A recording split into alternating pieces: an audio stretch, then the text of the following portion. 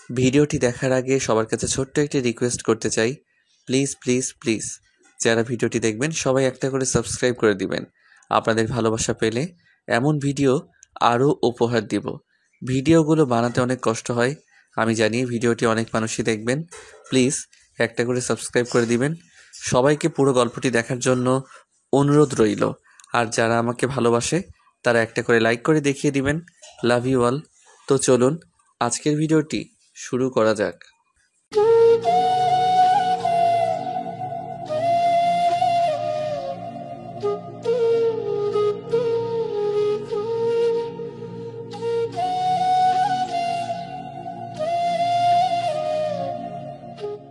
নিজের বোরিং ভাবটা দূর করার জন্য বক্সের মধ্যে ফুল সাউন্ড দিয়ে গান শুনছিলাম আর মনের সুখে নাচতেছিলাম। হঠাৎ কে জানি বেলকনিতে ঢিল দিল। আমি বক্সের সাউন্ড কমিয়ে বেলকনিতে গেলাম। দেখি অনেক বড়সড় একটা ইটের কণা কারো মাথায় পড়লে সে এতক্ষণে শেষ ছিল। আমি বাইরে তাকিয়ে দেখি পাশের বাড়ির ছাদ থেকে একটা মেয়ে দাঁড়িয়ে আছে, আমার দিকে তাকিয়ে আছে কেমন একটা রাগী ভাব নিয়ে। আমি জোরে বললাম, ঢিল দিয়েছে কে জানেন? জানি। কে? আমি। সাহস কত বড় দেখছেন? নিজের ঢিল মেরে আবার কি করে বলে আমি ঢিল মারছি। বলবো না তো কি করব? তুই যে এত জোরে সাউন্ড দিয়ে গান শুনতেছস আর এদিকে আমার যে ঘুমের সমস্যা হইতেছে সেটা খেয়াল রাখোস। আমি মনে মনে ভাবলাম, আরে এই মেয়ে তো গায়ে পড়ে ঝগড়া করতে আসছে, আমিও কম না। দেখি কতক্ষণ ঝগড়া করতে পারে। আমার ঘরে আমি গান শুনতেছি, তাতে আপনার কি? কি তোর সাহস তো কম না? জানিস আমি কে? কে আবার? যত সব আজাইরা মেয়ে। তোরা যে বাসাতে থাকো সেটা কার বাসা জানোস? এটা আমার কাকার বাসা। এখন বললে সাথে সাথে তোদের বের করে দিবে। ভাবলাম যদি বলে দেয়, আর যদি বলে বাসা ছেড়ে দিতে, পরে কি হবে? দূর, আমি হার মানব না। পরেরটা পরে দেখা যাবে। বলেন বলেন, তাতে আমার কিচ্ছু যায় আসে না। বক্স একটা না 10টা লাগিয়ে শুনবো। দাঁড়া, তোরে দেখাচ্ছি মজা। এই বলে আরেকটা ইটের কণা হাতে নিয়ে ঢিল দিয়ে বসলো। আমি প্রস্তুত ছিলাম না, ভাবছিলাম ভয় দেখাবে, কিন্তু না, ডাইরেক্ট মেরে দিল আর সোজা আমার হাতের এক সাইডে গিয়ে লাগলো। সাথে সাথে সেখান থেকে রক্ত বের হওয়া শুরু করলো। আমি দৌড় দিয়ে ঘরের ভিতরে চলে আসলাম, বক্স বন্ধ করে দিলাম। ভাবলাম মেয়েটা মনে হয় পাগল। পাগল না হলে কি করে এভাবে ঢিল মারতে পারে? কেটে যাওয়া অংশটা ধুয়ে স্যাভলন লাগিয়ে ওয়ান টাইম ব্যান্ডেজ লাগিয়ে নিলাম। বেলকনিতে উকি দিয়ে দেখি মেয়েটা আছেনি। দেখি এই কড়া রোদের মধ্যে বসে আছে। পাগল নাকি? থাক, পাগলকে ডিস্টার্ব করে লাভ নেই। ভাবলাম কোনো সুস্থ মানুষ এরকম করতে পারে না। যদি ঢিলটা মাথায় লাগতো তাহলে এতক্ষণে আকাশে থাকতাম। এমন সময় কে জানি দরজায় টোকা দিল। খুলে দেখি মা, বাবা আর ছোট বোন। মা আমার হাতে ব্যান্ডেজ দেখে বলল, কি রে, তোর হাতে ব্যান্ডেজ কেন? আরে দরজার একটু আঁচড় লাগছে। ভালো হয়েছে, খুশি হয়েছি। আমার বোনের নাম মরিয়ম, মার নাম আসমা, আব্বার নাম আব্দুল হাসান। আমি মরে গেলেও তো তুই খুশি হবি। হয়েছে, চুপ কর, এখন ঘরে ঢোক। দরজা খুলে আমার ঘরে চলে আসলাম, এসে শুয়ে রইলাম। আসলে আমরা এই বাড়িতে নতুন উঠছি। আমাদের আসল বাড়ি নরসিংদী। আমি হয়েছি ঢাকায় ছোটবেলা থেকে। ঢাকায় কিন্তু সমস্যা হলো, কোনো বাসা আর এলাকা স্থায়ীভাবে হলো না। আমার এই 22 বছরে মনে হয় 10 বার বাসা চেঞ্জ করছে আব্বাই। এইবারও তাই হয়েছে। আমার আব্বা একজন উকিল, সে অনুযায়ী সবাই সম্মান করে। গত দুদিন আগে এই বাসায় উঠছি আমরা। আজকে সকালে নতুন বাসার কিছু কেনাকাটার জন্য তারা বাজারে গিয়েছিল। সকাল থেকে একা, তাই একটু গান শুনছিলাম। তারপরও এই কাহিনী। বেলকনিতে থেকে উকি দিয়ে দেখি মেয়েটা নাই। মেয়েটাকে মনে হলো আমার থেকে বড়। মরিয়ম এসে দরজায় টোকা দিল আর বলল, ভাই, মা ডাকতেছে, খেয়ে যাইতি। তুই যা, আমি আসতেছি। খেয়ে দিয়ে দিলাম এক ঘুম। ঘুম থেকে উঠে বিকালে বের হলাম। একটা সিগারেট না খাইলে হবে না। এলাকার এক চিপার চায়ের দোকানে গিয়ে বসলাম। একটা চা আর একটা বেনসন খাইলাম।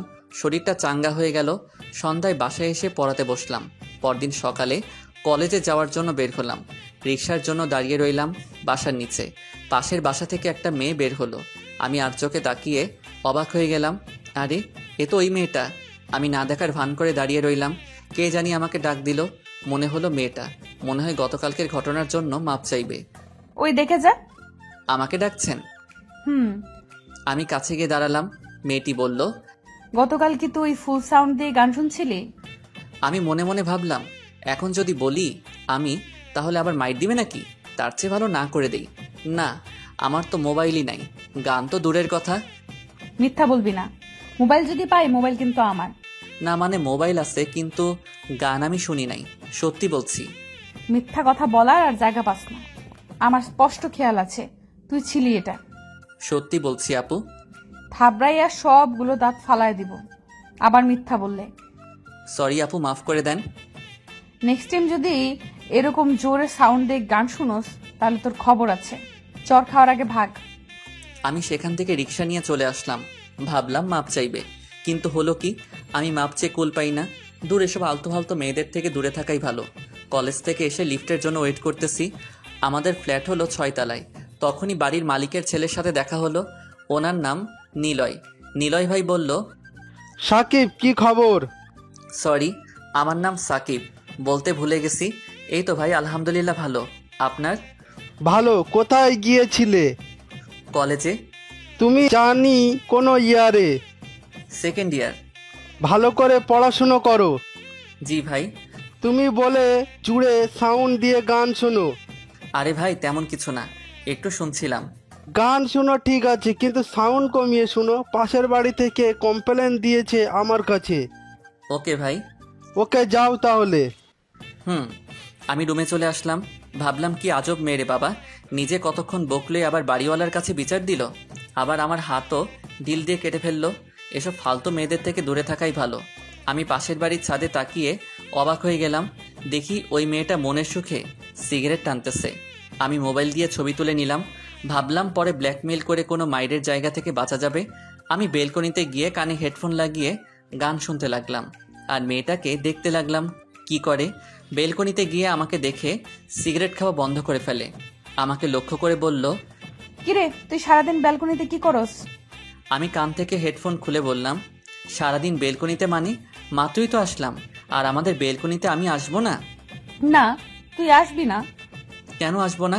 ভাড়া দিয়ে থাকি না? আমার মুখের উপর তর্ক করস? তর্কের কি আছে? আমাদের বেলকনিতে আমি আসবো না তো কে আসবে? যত সব আজাইরা কথাবার্তা। আপনার নামে বাড়িওয়ালার কাছে বিচার দিব। আমি আজাইরা কথাবার্তা বলি? হুম। তোর সাহস দেখে আমি অবাক হয়ে যাচ্ছি। তোরে যদি আমি এ বাসা থেকে বের না করি তাহলে আমার নাম সুবর্ণা না। তাহলে মেয়েটির নাম সুবর্ণা। যাই হোক, নামটা পছন্দ হয়েছে। আপনি বালডা ফালাইবেন। আমি বকা দিয়ে সাথে সাথে মুখে হাত দিয়ে বসলাম। কি বলি তুই? কিছু না, বলছি আপনার নামটা অনেক কিউট। ফয়সলামি করস? তুই ভুলে যাস না আমি তোর থেকে বড়। জানি আপু। যা ভেতরে যা, ব্যালকনিতে যাতে না দেখি। ওকে আপু। এই বলে আমি ভিতরে চলে আসলাম। আসলে ওদের বাড়িটা 5 তলা, কিন্তু আমরা থাকি 6 তলা, যার কারণে ওদের ছাদ আমার বেলকনির সমান সমান হয়। আমি বিকালে বের হলাম, একটা চিপা বিচারতাছি সেখানে শান্তিমতো সিগারেটটা খাওয়া যাবে। অবশেষে মনে হলো পাইছি। আমি সোজা চিপাই ঢুকে গেলাম। গিয়ে যা দেখলাম সেটা দেখার জন্য আমি মোটেও প্রস্তুত ছিলাম না। দেখি সুবর্ণা আরেকটা মেয়ে বসে আছে, তারা মনের সুখে সিগারেট টানতেছে। আমাকে দেখে অবাক হয়ে যায়, সাথে সাথে সিগারেট খাওয়া বন্ধ করে ফেলে বলল, কিরে, তুই এখানে কি করস? তেমন কিছু না আপু, এলাকাটা একটু ঘুরে দেখছিলাম। এলাকা খুবই ভালো কথা, কিন্তু তুই এই চিপাই কেন? আমি ভাবছিলাম এখান দিয়ে কোনো রাস্তা আছে।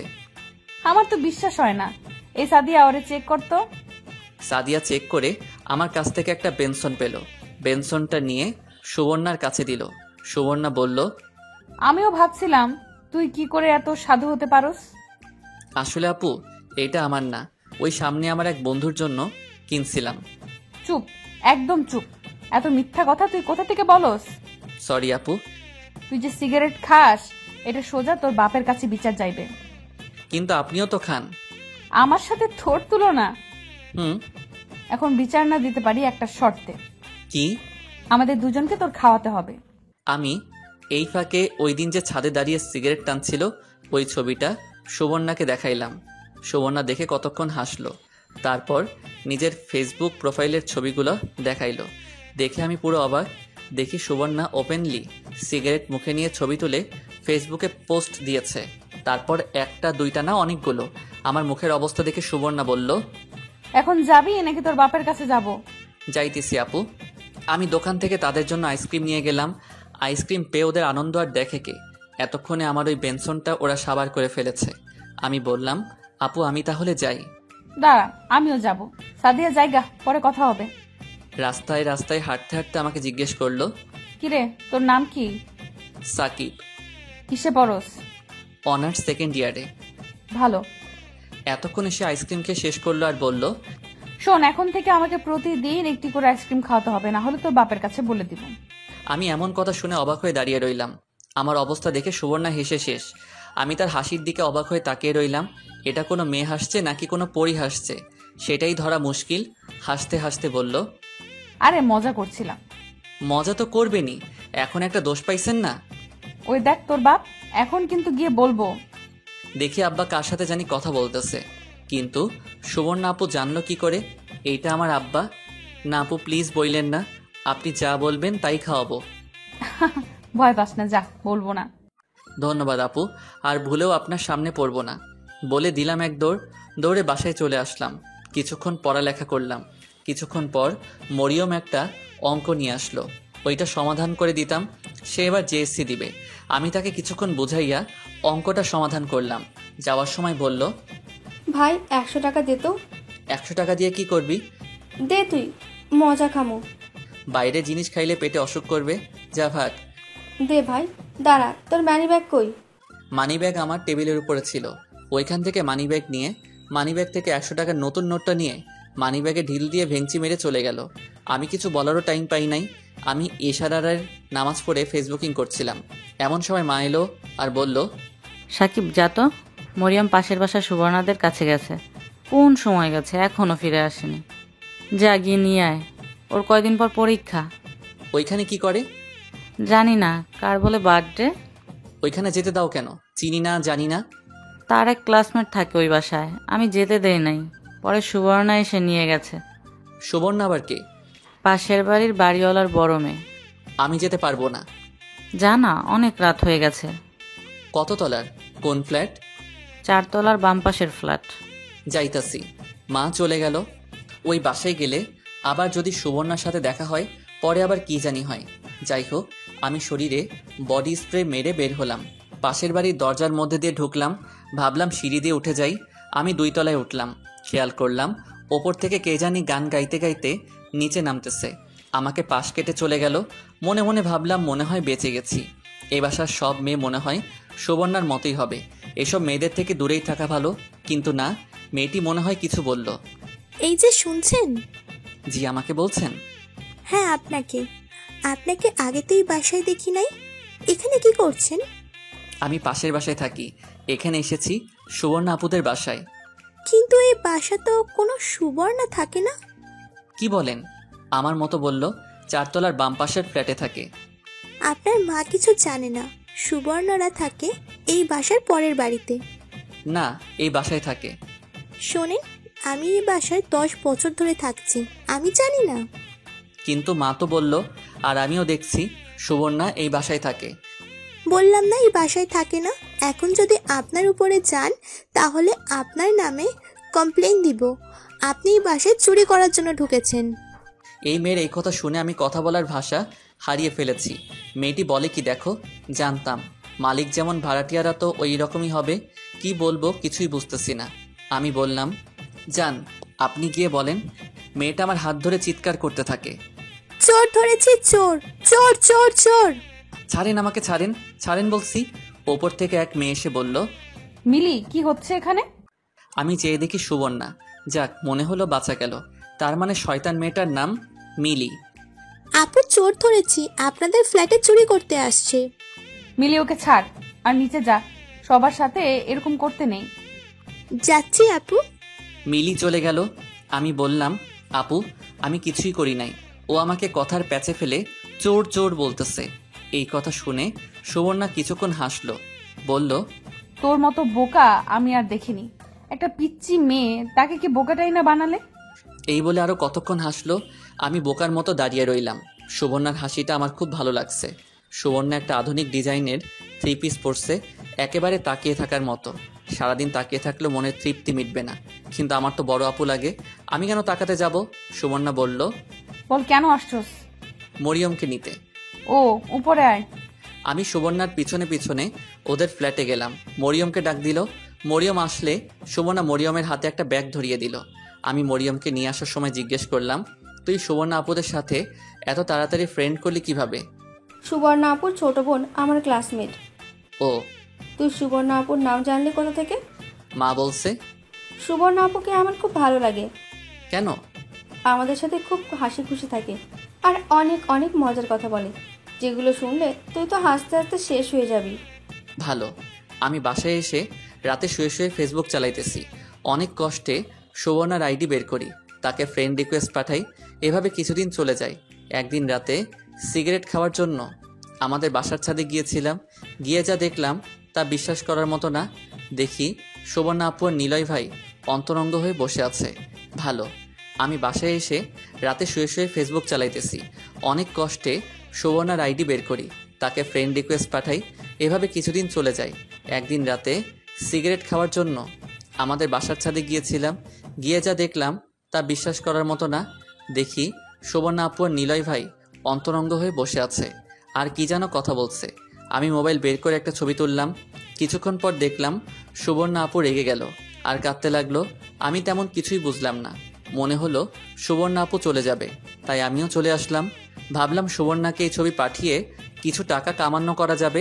আমি বাসায় এসে রাত 1টার সময় দেখি সুবর্ণা আপু অ্যাক্টিভ। আমি নক দিলাম, এই প্রথম। হ্যালো আপু, আমি সাকিব। কিছুক্ষণ পর মেসেজ আসলো। কি বল? আমি তাদের অন্তরঙ্গ ছবিটা পাঠিয়ে দিলাম। কি চাস বল? আমি একটা নাম্বার দিয়ে বললাম, এই নাম্বারে 5,000 টাকা পাঠিয়ে দিন। মনটা ভালো না, জ্বালাসটা। এখন আমি কি করব? টাকা দেন, না হলে ছবি ভাইরাল। কিছুক্ষণের মধ্যে দেখি বিকাশ অ্যাকাউন্টে 5,000 টাকা চলে আসলো। আমি বুঝতেই পারছি না কি হচ্ছে। টাকা চেক করে দেখি সত্যি সত্যি টাকা দিয়ে দিছে। আমি বিছানা থেকে উঠে নাচা শুরু করলাম। ভাবলাম সুবর্ণা আপু হয়তো ভালো হয়ে গিয়েছে। এমন সময় আমার মোবাইলে কল আসছে। দেখি সুবর্ণা আপুর নাম্বার। ফোন ধরলাম। হ্যালো, আসসালামু আলাইকুম। কে? ওয়ালাইকুম আসসালাম, আমি সুবর্ণা। আপু, আপনি এত রাতে? আমি। কিছু বলবেন? তুই যে ছবিটা তুলেছিলি ওই ছবিটা এখন কাট। টাকা যেহেতু দিয়েছেন, ছবি অবশ্যই কাটবো। তুই আমার থেকে টাকা নিছিস না, এর থেকে ডাবল আমি তোর থেকে নিব। দেখবো দেখবো। আজ খালি আমার মনটা ভালো না দেখা বেঁচে গেছিস। এই বলে ফোন কেটে দিলাম। বিছানায় শুয়ে ভাবতে লাগলাম, যাক অবশেষে সুবর্ণা আপুকে একটা শাস্তি দিতে পারলাম। যাক, মনটা অনেক শান্তি লাগতেছে। পরদিন সকালে কলেজে গেলাম। কলেজ থেকে রিক্সা দিয়ে আসতেছি, দেখি সুবর্ণা এক জায়গায় বসে আছে। আমি রিক্সা থেকে নেমে 2টা আইসক্রিম নিয়ে কাছে গেলাম আর বললাম, আপু ধরেন। আপু আমাকে দেখে একটা মুচকি হাসি দিল আর হাত থেকে একটা আইসক্রিম নিল। আমি দাঁড়িয়ে দাঁড়িয়ে আইসক্রিম খাওয়া ধরলাম। আপু আমাকে ইশারায় বসতে বলল। আমি পাশে বসলাম, কিন্তু অনেকখানি দূরে। আমি বললাম, আপু একটা কথা বলতে পারি? বলবো। না, চুপচাপ বসে থাক। ওকে। অনেক পার হয়ে গেল, ততক্ষণে আমার আইসক্রিম খাওয়া শেষ। আমি বসে মোবাইল টিপতেছি। কিছুক্ষণ পর আমি বললাম, আপু সিগারেটে আনবো? না, ছেড়ে দিয়েছি। এই বলে আপু দাঁড়িয়ে আমাকে ঠাস ঠাস করে 2টা চড় দিল। আমার হাসি মুখটা উবে গেল। আমি ফ্যাল ফ্যাল করে তাকিয়ে রইলাম আপুর মুখের দিকে। আপু বলল, তোর সাহস হয় কি করে আমাদের অন্তরঙ্গ ছবি তুলতে? তুই কয়দিন হয়েছে এই বাসায় আসছস? ওই দিন সিগারেট খাইছি, ওইটার ছবি তুলছস, কিছু বলি নাই। আবার আমার কাছে টাকাও চাস? কত বড় সাহস! এই বলে আমাকে আরো 2টা চড় দিল। আমার চোখ দিয়ে পানি চলে আসলো। আমি কিছুই বলছি না, নিচের দিকে তাকিয়ে রইলাম। আমি মানিব্যাগ থেকে 5,000 টাকা হাতে নিয়ে দিয়ে দিলাম। দে, আমার টাকা দে। গতকাল মনটা ভালো ছিল না বলে তোকে কিছু করিনি, না হলে রাতেই তোকে একটা শিক দিয়ে ছাড়তাম। সরি আপু। রাখ তোর সরি। আর যদি জীবনেও তোকে আমার আশেপাশে দেখি তাহলে তোর খবর আছে, আর তোকে এই সপ্তাহের ভেতরে বাসা ছাড়তে হবে। প্লিজ আপু, বাড়িতে কিছু বললেন না। আপনি যা বলবেন আমি তাই করব। প্লিজ আপু। তোর কিছুই করা লাগবে না, তুই শুধু আমার সামনে পড়িস না। আপু আর জীবনেও আপনার সামনে আসবো না। যত সব ছেঁচড়া মানুষ, কোথা থেকে যে এগুলো আসে। আর শুন, তোকে যেন আর ব্যালকনিতে না দেখি। আচ্ছা। সুবর্ণার মোবাইলে কে জানি কল দিল। কথা বলতে বলতে চলে গেল। আমি বোকার মতো বসে রইলাম। কোথা থেকে কি হয়ে গেল? মোবাইলটা বের করে দেখি চরের দাগ হয়ে গেছে। এমন দজ্জাল মেয়ে আমি জীবনেও দেখি নাই। মনটা সত্যি অনেক খারাপ হয়ে গেল। একটা সিগারেট ধরাইলাম, অনেকক্ষণ বসে রইলাম। বাড়িতে গিয়ে কি করব? মা যদি চরের দাগ দেখে তাহলে আমার খবর আছে। না, চরের দাগ এখনো যায় নাই। কি করব কিছুই বুঝতে পারছি না। সন্ধ্যা প্রায় কাছাকাছি। দেখি সুবর্ণা আপু আবার আসতেছে। এসে আমাকে বলল, তুই বেহায়ার মতো এখনো এখানে বসে আসছস? তোর লজ্জা শরম বলতে কিছু নেই? আপনার প্রবলেম কি? আমাকে মারছেন, এরপরেও মনে ঝাল মিটে নাই? না, তোরে আমার সারা দিন মারলেও মনের ঝাল মিটবে না। তুই যা এখান থেকে, না হলে কিন্তু আরেকটা দিব। না, আমি যাব না। আপনার মন চাইলে আপনি যান। যাবি না? দেখাচ্ছি মজা। এই বলে সুবর্ণা আমাকে সুবর্ণা মারতে আসলো। আমি হাত ধরে কাছে টেনে এনে বললাম, আমি যাব না, কারণ একটু পর আমার গার্লফ্রেন্ড আসবে আমার সাথে দেখা করতে, বুঝছেন? এই বলে সুবর্ণার হাত ছেড়ে দিলাম। তোকে দেখে নিব আমি, তোকে দেখে নিব। বলতে বলতে এক রিকশায় উঠে চলে গেল। আমি কিছুক্ষণ বসে রইলাম। দেখি সামি আসতেছে। সামি আমার ক্লাসমেট, সে এই এলাকায় থাকে। এসে বলল, কিরে দোস্ত, কি খবর? ভালো না। কি হয়েছে? তেমন কিছু না। তোর সাথে যে দেখলাম একটু আগে একটা মেয়ে কথা বলছে, তাকে চিনস? চিনি, আমাদের পাশের বাড়ির বড় আপু। তুই ওই বাসায় কি জন্য গেছস? তুই শেষ। কি শেষ বুঝিয়ে বল। এই মেয়ের নাম সুবর্ণা না? আচ্ছা, সুবর্ণাপুর সম্পর্কে যা জানিস সব বল। তুই যে বাসায় থাকোস ওই বাসার মালিকের ছেলে কিন্তু নিলয় ভাই। তো নিলয় ভাই সুবর্ণা আপুর ভালো সম্পর্ক ছিল। নিলয় ভাই মনে হয় বলেছিল সুবর্ণাকে বিয়ে করবে 4-5 বছর আগে, কিন্তু তখন নিলয় ভাইয়ের চাকরি ছিল না। বলছিল সুবর্ণা ওয়েট করবে নিলয়ের জন্য, কিন্তু এই কিছুদিন আগেই নিলয় ভাইয়ের একটা ভালো চাকরি হয়েছে। এখন বলে নিলয় আর সুবর্ণাকে বিয়ে করবে না, কারণ সুবর্ণার বলে বয়স বেশি হয়ে গেছে। তাহলে এই ব্যাপার? কিন্তু তুই কি করে জানলি এত কথা? আমি মনে মনে এই কারণে সুবর্ণা আপু এরকম খিটখিটে খারাপ মেজাজ দেখায়। আমার মা আর নিলয় ভাইয়ের মা বান্ধবী, যার কারণে মা মাঝে মাঝে তাদের বাসায় যায়। ও দোস্ত, সুবর্ণার চেহারা কিন্তু অনেক সুন্দরী, তুই দেখ চান্স নিতে পারস কিনা। আমি এই জীবনে অসম্ভব। আমি তাকে আমার গাল দেখিয়ে বললাম, দেখছস কি করছে আমাকে? আরে ভাই, রাগ করস কেন? তোর বড় না, তোর ওপর একটু অধিকার খাটাতে আসবেই। আরে জ্ঞানী, বস তো লাস্টের বেঞ্চে ফেল করস প্রতি ইয়ারে, এখন আইসা আমার জ্ঞান দিতে। কথাটা কিন্তু খারাপ ছিল না। সিগারেট খাবি? দে। আমি আর স্বামী সিগারেট খেয়ে আমি বাড়িতে চলে আসলাম। কোনো রকম শুধু নিজের ঘরে ঢুকে দরজা বন্ধ করে দিলাম। মাকে বলে দিলাম খাবো না। রাতে কিছুক্ষণ পরে ঘুমিয়ে গেলাম।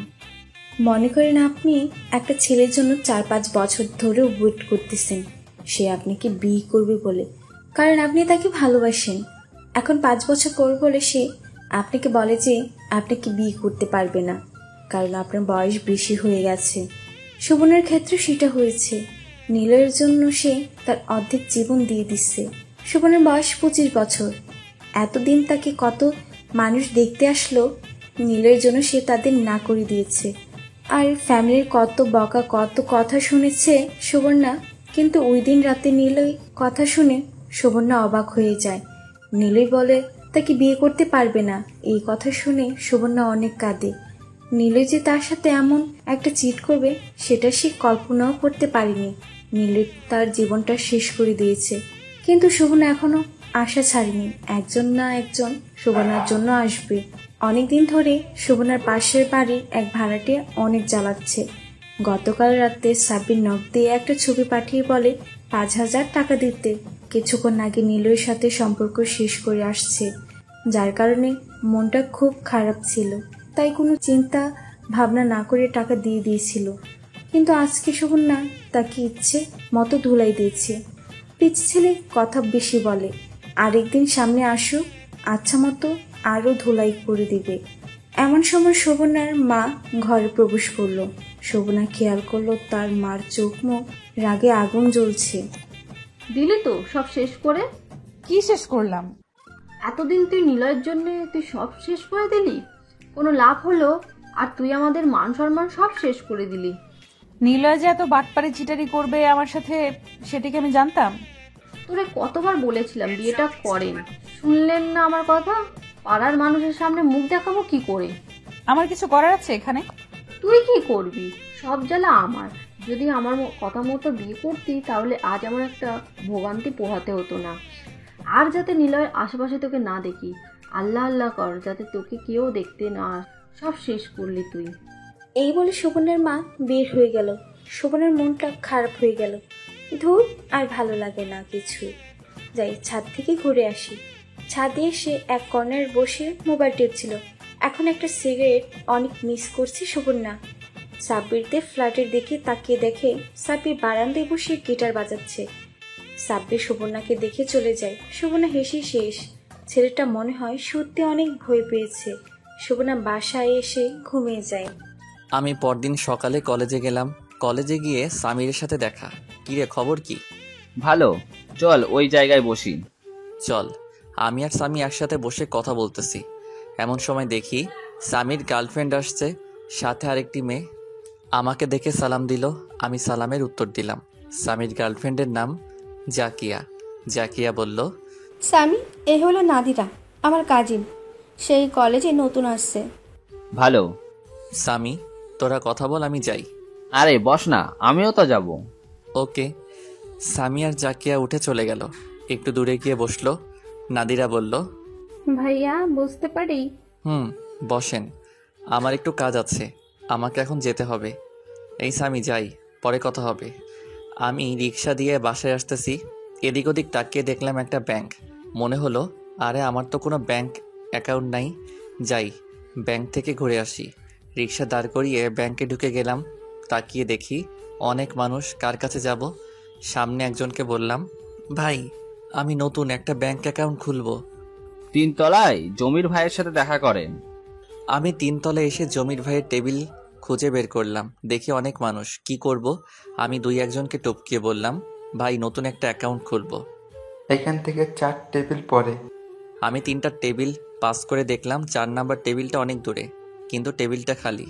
আমি টেবিলের কাছে গিয়ে একটা চেয়ারে বসে পড়লাম। অনেকক্ষণ হয়ে গেল, কেউ আসছে না। ভাবলাম চলে যাব এমন সময় একটা মেয়ে এসে বলল, কি লাগবে বলেন? আমি তাকিয়ে অবাক না হয়ে পারলাম না। দেখি সুবর্ণা আমার সামনে দাঁড়িয়ে আছে। এখন কি করব? আমি চেয়ার থেকে উঠে চলে আসতে লাগলাম। ওই দাঁড়া, কোথায় যাস? এখানে আয়। আমি আবার কাছে গেলাম, চেয়ারে বসলাম। কি জন্য আসছোস? একটা অ্যাকাউন্ট খুলবো, জমির ভাই পাঠাইছে। কার জন্য? আমার জন্য। এই নে ফর্ম, আগামীকাল এটা পূরণ করে নিয়ে আসবি। রাখেন আপনার ফর্ম, আমি আর ব্যাংকের মুখই দেখবো না। তোরে বলছি না ফর্ম আনতে? ফর্ম পূরণ করবি, সাথে তোর আইডি কার্ডের ছবি নিয়ে আসবি। ওকে, এখন আমি যাই। এই বলে সোজা আমি বাসায় চলে আসলাম। আগে যদি জানতাম এখানে সুবর্ণা চাকরি করে, তাহলে সেখানে আমি জীবনেও যাইতাম না। এখন সামনে পড়লে আবার একটা ঝামেলা করবে, আর ভুলেও সুবর্ণার সামনে পড়া যাবে না। এভাবে অনেক দিন চলে গেল। একদিন নিলয় ভাই এসে তার বিয়ের কার্ড দিয়ে গেল। দেখি আর 1 সপ্তাহ পর নিলয় ভাইয়ের বিয়ে। সুবর্ণা বেচারি মনে হয় কেঁদে কেঁদে শেষ। ঠিকই আছে, এটা তার প্রাপ্য। আমাকে অনেক জ্বালাইছে। আমি বিকালে বেলকনিতে গিয়ে গিটার বাজাইতেছি, নিচে তাকিয়ে দেখি সুবর্ণা এসেছে। আমাকে লক্ষ্য করে বলল, কিরে, কি করিস? গিটার বাজাই। পরে তুই আর ব্যাংকে যাস নাই কেন? আপনি তো বলছিলেন আপনার সামনে না পড়তাম। আরে মজা করছি।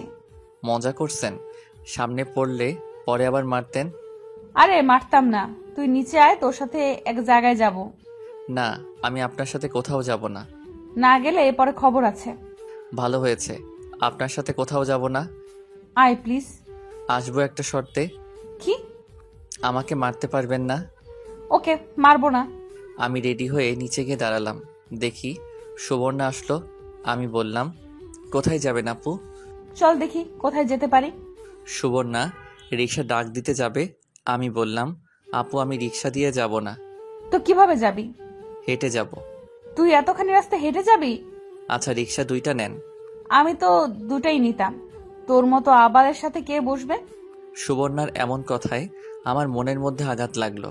আমার হাসি মুখটা কালো হয়ে গেল। কথাটা অন্যভাবে বলতে পারত, যেমন, ওকে, তুই যখন আমার সাথে বসবি না তাহলে 2টাই নেই। এইভাবে কথাটা বলতে পারত। মনটাই চাচ্ছে সুবর্ণার সাথে কোথাও না যাইতে। সুবর্ণা বলল, কিরে, যাবি নাকি? রিক্সায় ওঠ। আমি রিক্সায় উঠলাম।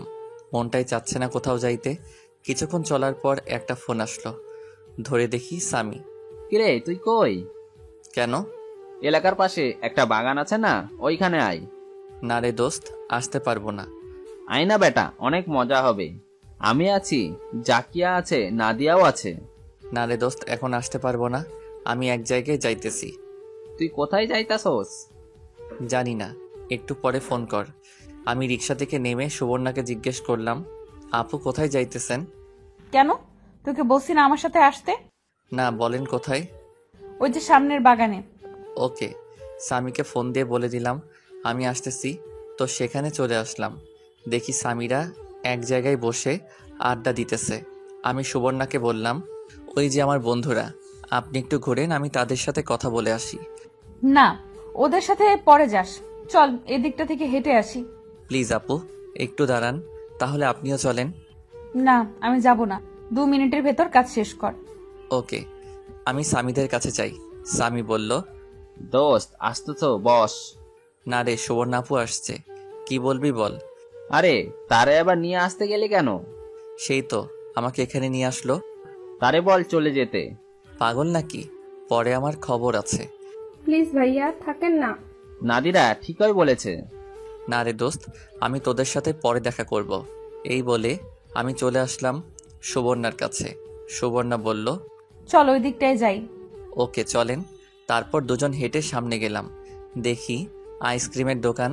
আমি সেখান থেকে গিয়ে আইসক্রিম আনলাম। সুবর্ণাকে একটা দিলাম। সুবর্ণা বলল, চল ওইদিকে গিয়ে বসি। ওকে। আমি আর সুবর্ণা গিয়ে বসলাম এক জায়গায়। আমি অনেকখানি দূরে বসলাম। সুবর্ণা বলল, তুই কি আমাকে ভয় পাস? অনেক। ভয় পাবি কেন? আমি কি বাঘ না ভাল্লুক? না, আপনি অনেক রাগী, তাই আপনাকে অনেক ভয় করে। আরে না, হুম। আসলে তোকে অনেক মারছি, সেজন্য সরি। আমি কিছু বলতে যাব, পিছন থেকে নাদিরা বলল, সাকিব ভাইয়া আপনার সাথে কথা ছিল। আমার সাথে? হুম। আপু একটু বসেন, আমি আসতেছি। আমি উঠে নাদিরার সাথে গেলাম। কি বলবা বলো? আপনাকে অনেক আগেই বলতে যাচ্ছিলাম এই কথাটা, কিন্তু সাহস হচ্ছিল না। বলেন। আমার আপনাকে ভালো লাগে। আমি এমন কথা শুনে আমি অবাক হয়ে যাই। এই পর্যন্ত আমাকে কেউ বলল না আমাকে ভালো লাগে কিংবা আমাকে পছন্দ করে। আজ এমন কথা শুনে সত্যি অবাক লাগছে, আর নিজেকে সত্যি ভাগ্যবান মনে হচ্ছে। নাদিরা খুব সুন্দরী। আমি মনে মনে এমন একটা মেয়ে চাচ্ছিলাম। আমি বললাম, ভালো। এই প্রথমবার এমন কথা শুনে ভালো লাগছে। প্লিজ আপনার নাম্বারটা দেন। মোবাইল দিয়ে বলল। আমি মোবাইলের মধ্যে আমার নাম্বার দিয়ে দিলাম। প্লিজ কল ধরেন। ওকে। তাহলে আমি যাই। সাবধানে যাইও। আপনিও। নাদিরা চলে গেল। এতক্ষণ সুবর্ণার কথা মনেই ছিল না। চেয়ে দেখি সুবর্ণা বসে আছে। আমি গিয়ে বললাম, আপু চলেন, বাড়ি যাই। ওই মেয়েটা কি বলছে? তেমন কিছু না। বল। আসলে কি জানেন, আজ পর্যন্ত কোনো মেয়ে আমাকে লাইক করেনি। এই প্রথম কোনো মেয়ে আমাকে পছন্দ করছে। পছন্দ করছে? তোর মতো আবাল বোকারে কে পছন্দ করছে? ওই মেয়েটার কোনো রুচিই নাই। একটু বেশি বলে ফেলছেন না? আসলে তুই যেমন আবাল, তোর কপালে এমন আবালই জুটবে। দে তোর মোবাইলটা দে। ধুর, আপনার সাথে আর কথাই বলবো না, আমি যাই। সুবর্ণা বসা থেকে উঠে বলল, আর এদিকে সন্ধ্যা হয়ে গেছে। দাঁড়া, আমিও যাব। না, আমি আপনার সাথে যাব না। ওকে, তুই যাস না, কিন্তু তোর মোবাইলটা দিয়ে যা। আমি কেন আপনাকে আমার মোবাইল দিতে যাব? আরে আজকে রাতের জন্য, তার বদলে তুই আমার মোবাইলটা নিয়ে যা। জীবনেও না। পরে একটা প্যাচে ফেলে আবার আমাকে মারতেন। আমি নাই। আরে না, সত্যি বলছি। আমার মোবাইল নিয়ে আপনি কি করবেন? তেমন কিছু না, শুধু তোর পিচ্ছি গার্লফ্রেন্ডের সাথে কথা বলবো। পরে একদিন নিয়ে আসলে ইচ্ছা মতো কথা বললেন। আমি এত কিছু জানি না। তোর মোবাইল আমার লাগবে, আর এখন তুই দিবি। না, দিব না। ওকে, তোকে দেখে নিব। দেখেন। আমি গেলাম। ওই রিক্সা। আমি অপর পাশে চেয়ে দেখি রিক্সা একটা, আর কোনো রিক্সা নেই। রিক্সা ধরতে গেলে প্রায় অনেকখানি পথ হেঁটে যেতে হবে। আমি ভাবলাম গেলে যাব হেঁটে, প্রবলেম কি? সুবর্ণা বলল, কিরে, রিক্সা তো একটাই, তুই যাবি কি করে? আপনি যান, আমি আসবো নে। আমার টেনশন আপনাকে করতে হবে না। কেন, আমার সাথে আয়। মরেও গেলে না। আরে মামা চলেন। মামা আপনি আপুকে নিয়ে যান, আমি আসতেছি। যা, তুই না আসলে আমার কি। ওই মামা চলেন। দেখি সুবর্ণা চলে যাচ্ছে। একটু সামনে গিয়ে রিক্সা দাঁড় করালো। সুবর্ণা রিক্সা থেকে নেমে সোজা আমার কাছে আসলো। আমার হাত ধরে টানতে টানতে রিক্সার কাছে নিয়ে গেল। বলল, ওই রিক্সায় ওঠ। না, আমি উঠবো না। মায়ের খাওয়ার আগে ওঠ। আমি ভাবলাম নিশ্চয়ই না উঠলে চর মেরে বসবে, তার চেয়ে ভালো উঠে যাই। আমি রিকশায় উঠে পড়লাম। সুবর্ণা আমার পাশে উঠে পড়ল। একজনের শরীর আরেকজনের সাথে ধাক্কা লাগছে।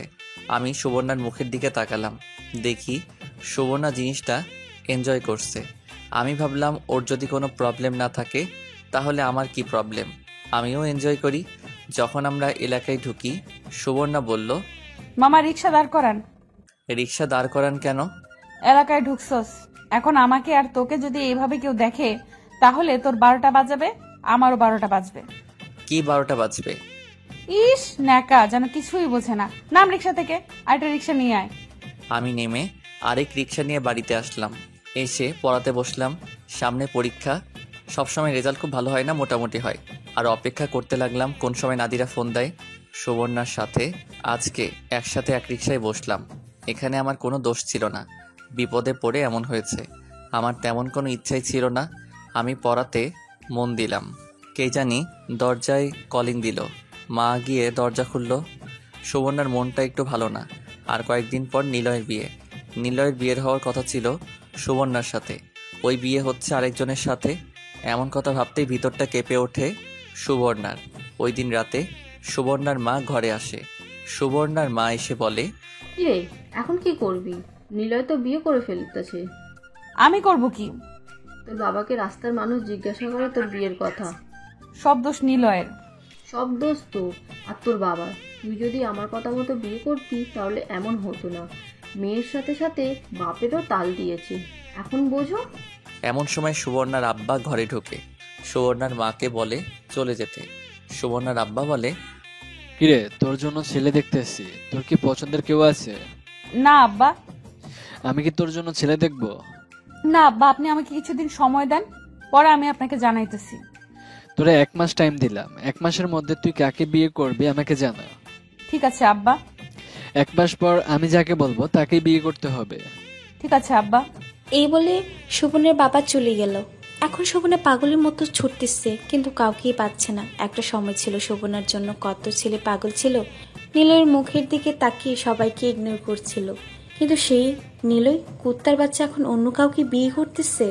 শোভনা একজনকে পেয়েছে, সেটা আর কেউ না, সেটা হলো সাব্বির। সাব্বিরকে যদি ভালো করে দেখে তাহলে সাব্বির ভদ্র, হ্যান্ডসাম, সব দিক থেকেই পারফেক্ট। সমস্যা একটা, সেটা হলো বয়সে ছোট। কিন্তু সে কি শোভনাকে ভালোবাসবে? তোর কোনো মতে বিয়ে করতে পারলেই হবে। ভালোবাসবে না তার কাছ থেকে ভালোবাসা আদায় করবে। এখন কাজ শুধু সাব্বিরকে লাইনে আনা।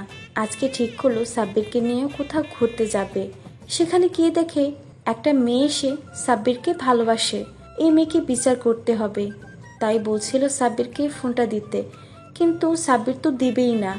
আর সুবর্ণও নাছরবান্দা। রাতে গিয়ে সাব্বিরের বাসায় নক করলো। 2 বার নক করার পর সাব্বির মা এসে দরজা খুলে দিল। সুবর্ণা বলল, আন্টি আসসালামু আলাইকুম, কেমন আছেন? ওয়ালাইকুম আসসালাম। তুমি জানো কে? মনে পড়ছে, তুমি সুবর্ণা? জি আন্টি, আমি সুবর্ণা। ভিতরে এসো মা। সুবর্ণা ভিতরে গেল, দেখে সাব্বিরের মা রান্না করছে। সুবর্ণা বলল, আন্টি মরিয়ম কোথায়? ওই রুমে। সুবর্ণা প্রথমে মরিয়মের রুমে গেল। মরিয়ম সুবর্ণাকে দেখে দৌড়ে এসে জড়িয়ে ধরল। সুবর্ণা আপু, তুমি আসছো? আমি তো বিশ্বাসই করতে পারছি না। তুমি কেমন আছো? জি আপু, অনেক ভালো। দেখি তুমি কি করতেছো? মরিয়ম সুবর্ণাকে অনেকগুলো ফুল দেখালো, যেগুলো মরিয়ম নিজের হাতে বানিয়েছিল। তারপর কিছু বই দেখালো, যেগুলো সে পড়ছিল। আরো অনেক কিছু দেখালো। শেষমেশ কিছু পরীক্ষার কিছু সাজেশন নিয়ে সুবর্ণা মরিয়মের রুম থেকে এসে সাব্বিরের মার কাছে এসে দেখে সাব্বিরের মা রান্না করছে। সুবর্ণাকে সাব্বিরের মাকে হেল্প করতে লাগলো। আরে কি করতেছো? দাও আমি করি। আন্টি, নুডলস আমি খুব ভালো রান্না করতে পারি। আরে তুমি করতে যাবে কেন? তুমি আসছো আমাদের মেহমান। আন্টি লজ্জা নিয়েন না, আপনি তো আমার মায়ের মতো, আপনাকে সাহায্য করা আমার কর্তব্য। মা, তুমি জানো কি করো? আন্টি আমি ব্যাংকে চাকরি করি। খুব ভালো। আর আমার পোলায় সারাদিন ঘুরে খায় আর পরীক্ষায় ফেল করে। সাকিবের কথা বলেন, ও তো খুব ভদ্র, আমার সাথে খুব ভালো ব্যবহার করে। যাও, এই নুডলসটুকু সাকিবকে দিয়ে আসো, আর এটা মরিয়মকে। আন্টি আঙ্কেল বাসায় নাই? না, এখনো আসেনি। ও ওকে, দিন, আমাকে দিন। সুবর্ণা মরিয়মকে দিয়ে আমার ঘরে গিয়ে টোকা দিল। আমি ভাবতেছি কে আসলো, কণ্ঠ চেনা চেনা লাগতেছে। দূর, সেসব দেখে লাভ নাই, আমার পড়া আমি পড়ি। একটু পর কে জানি দরজায় টোকা দিল। আমি বললাম, ভিতরে আসেন। ভিতরে দেখি সুবর্ণা প্রবেশ করলো। সুবর্ণাকে দেখে আমি অবাক। আমি বললাম, আপনি এখানে? চুপ, এনে নুডলস খা। খাবো না। আমি দিছি না, তোর মা দিছে। আপনি আমাদের বাসায় কি করছেন? এসেছি তোর মার সাথে কথা বলতে। মার সাথে কি বলবেন? বলবো তুই আজকে একটা মেয়ের থেকে প্রপোজ পাইছিস এবং তোর নাম্বার নিয়েছে, তোরা আজকে রাতে কথা বলবি, আর বানিয়ে বানিয়ে বলবো তুই মেয়েকে কিস করেছিস, তোরা একসাথে অনেক জায়গায় যাওয়ার প্ল্যান করছিস। এমন কথা শুনে আমি স্তম্ভিত। সুবর্ণা বলে, কি? আপনি কি চান? তোর মোবাইল। আমি হেসে বললাম, এটা আমাকে আগে বললে হতো না? এই জন্য এসব মাকে বলতে যাবেন কেন? তোর মোবাইল রেডি কর, আমি যাওয়ার সময় নিয়ে যাব। কিন্তু আপনিও তো বলছিলেন আপনার মোবাইলটা আমাকে দিবেন। এই নে ধর, লক 2580। হুম। নুডলস খা। ওকে। এই বলে সুবর্ণা চলে গেল, কিন্তু আমার ভিতর থেকে ভয় যাচ্ছে না। যদি বলে দেয় সুবর্ণা মাকে, তাহলে আব্বার কানে গেলে আমাকে বাড়ি থেকে বের করে দিবে। এমনিতেই পরীক্ষার রেজাল্ট ভালো না, আবার যদি শুনে আমি এগুলো করি। আমি আড়িপিতে শুনতে লাগলাম সুবর্ণা মাকে কি বলে। দেখি সুবর্ণা আর মা একসাথে বসছে নুডলস খাওয়ার জন্য। মা সুবর্ণাকে বলল, শুনছিলাম নিলয়ের সাথে তোমার বিবাহ হওয়ার কথা ছিল, কিন্তু নিলয়ের বিয়ের কার্ডে দেখলাম অন্য কেউ। এই কথা শুনে সুবর্ণা ফুপিয়ে ফুপিয়ে কেঁদে উঠল, আর কেঁদে কেঁদে বলতে লাগলো, আন্টি আমি কি ভুল করেছিলাম? নিলয় আমার সাথে কি করে এমনটা করতে পারলো? আরে কেঁদো না, কেঁদো না মা। এই বলে মা সুবর্ণাকে জড়িয়ে ধরে সান্ত্বনা দিতে লাগলো। আন্টি আমি কি দোষ করেছিলাম? সুবর্ণা কেঁদেই চলল। সুবর্ণার চোখ বেয়ে পানি পড়তে লাগলো। সুবর্ণার কষ্ট দেখে আমার অনেক খারাপ লাগলো। আসলে সুবর্ণা অনেক কষ্টে আছে। আর 4 দিন পর নিলয় ভাইয়ের বিয়ে। সেই দিন সুবর্ণা কি করবে যদি কোনো অঘটন ঘটিয়ে ফেলে? জানি মা, তোমার কোনো দোষ নেই। আসলে নিলয় তোমাকে বুঝতে পারেনি। মার সান্ত্বনা দেওয়াতে সুবর্ণা কান্না থামালো। এমন সময় দরজায় কলিং দিল। মা গিয়ে দরজা খুলল। দেখি আব্বা আসছে। আব্বাকে দেখে সুবর্ণা মাথায় কাপড় দিল আর সালাম দিল। আব্বা বলল, তুমি জানো কে? ও পাশের বাড়ির সুবর্ণা। তুমি কেমন আছো? জি আঙ্কেল, ভালো। খাওয়া দাওয়া করছো? জি আঙ্কেল। কি খাওয়া দাওয়া করছো? আমাদের সাথে ডিনার করে যাবে? জি না আঙ্কেল, আমি খেয়েছি। সাকিবের মা ডিনার রেডি করো, তুমি খেয়ে যাবে। মা তুমি এসো আমাদের সাথে। সুবর্ণা মার সাথে রান্নাঘরে চলে গেল। ওইখান থেকে কথা তেমন আসে না, এরপরও শোনা যাচ্ছে। সুবর্ণা বলছে, দেন আন্টি আমি করি। তুমি করতে যাবে কেন? তুমি আসো, গিয়ে সাকিবের পড়াতে একটু সাহায্য করো। দেন আন্টি আমি এটা করে যাই। আমি ভাবলাম সুবর্ণা তাহলে আমার রুমে আসবে। আমি সুবর্ণার মোবাইল টিপতে লাগলাম। উড়াধুরা কতক্ষণ ছবি তুললাম। সুবর্ণার মোবাইল আমার থেকে অনেক ভালো আর দামি। এমন সময় সুবর্ণা ঘরে প্রবেশ করলো আর বলল, কিরে পড়ালেখা কেমন চলছে? ভালো। ভালো না চাই? আপু আপনার মোবাইলের সাথে আমার মোবাইল চেঞ্জ করবেন? আমার মোবাইল তোর পছন্দ হয়েছে? হুম। যা, আজ থেকে আমার মোবাইল তোর। সত্যি? হুম। আরে মজা করছিলাম, আমার এত লোভ নাই। তুই না বললি ব্যাংক অ্যাকাউন্ট খুলবি? ইচ্ছা ছিল, কিন্তু আপনি তো আমাকে মেরেই ফেলতেন যদি আপনার সামনে পড়তাম। তোরে বলেছে, দে তোর ফর্মটা। ফর্মটা নিয়ে কি জানি করলো আর বলল আইডি কার্ডের ফটোকপি দিতাম। ফর্মটা নিয়ে আর কলম নিয়ে মোবাইল নিয়ে মার কাছে গেল। কিছুক্ষণ পর ফিরে আসলো আর বলল, তুই কিছুদিন পর গিয়ে ব্যাংক থেকে ক্রেডিট কার্ড নিয়ে আসবি। ওকে আপু। দেখি তুই কি পড়াশোনা করতেছিস। সুবর্ণা আমার বই নিয়ে দেখতে লাগলো। সুবর্ণা এটা সেটা জিজ্ঞেস করতে লাগলো। আমি সুবর্ণার মুখের দিকে তাকিয়ে রইলাম। আসলে সুবর্ণা অনেক সুন্দরী। কেন জানি মনে হচ্ছে সুবর্ণার মতো একটি মেয়ে আমি খুঁজতেছিলাম। ঠোঁটে হালকা লিপস্টিক, মুখে তেমন মেকআপের ছোঁয়া নাই, তেমন মোটা না আবার তেমন চিকনো না, বলা যায় মাঝামাঝি। বয়সের তুলনায় একদম পারফেক্ট, কিন্তু সমস্যা একটা রয়েই যায়। আমার থেকে বড় যদি ভালোবাসার কথা বলি, না জানি আমাকে খুন করে ফেলে। তার চেয়ে ভালো সেই মিষ্টি মেয়ে নাদিরার সাথে প্রেম করা। কিরা আমার দিকে তাকিয়ে কি ভাবতেছস? না, ভাবতেছি আপনি অনেক সুন্দরী। কি বললি আবার বল। কিছু না। সুবর্ণা বসা থেকে উঠে আমার কাছে আসলো, বলল, এবার বল। আমি আপুর কানের কাছে গিয়ে বললাম, আপু আপনি অনেক সুন্দরী। এই বলে আমি দৌড় দিয়ে বাথরুমে চলে গেলাম। কিছুক্ষণ পর বের হলাম, দেখি মা ডাকছে খাওয়ার জন্য। আমরা সবাই মিলে ডিনার করলাম। সাথে সুবর্ণাও। ডিনার শেষ করার পর আব্বা বলল সুবর্ণাকে বাসায় দিয়ে আসতে। আমি আর সুবর্ণা লিফটে উঠলাম। লিফটে উঠে সুবর্ণা বলল, আসলে আমি একটু সুন্দরী না। যদি এতই সুন্দরী হতাম তাহলে নিলয় আমার সাথে এমন করবে কেন? তা জানি না। দে তোর নাম্বার দে। আমি আমার মোবাইল দিয়ে দিলাম। আমি সুবর্ণাকে বাসায় দিয়ে আসলাম। বাসায় এসে শুয়ে শুয়ে সুবর্ণার ফেসবুক আইডি দেখতেছিলাম। দেখি তার সিগারেট খাওয়া ছবিগুলো। কোনো কিছুই না ভেবে সবগুলো ছবি ডিলিট করে দিলাম। না জানি পরে কি করে। দূর দেখা যাবে। সুবর্ণা মোবাইল নিল কি জন্য সেটাই তো বুঝলাম না।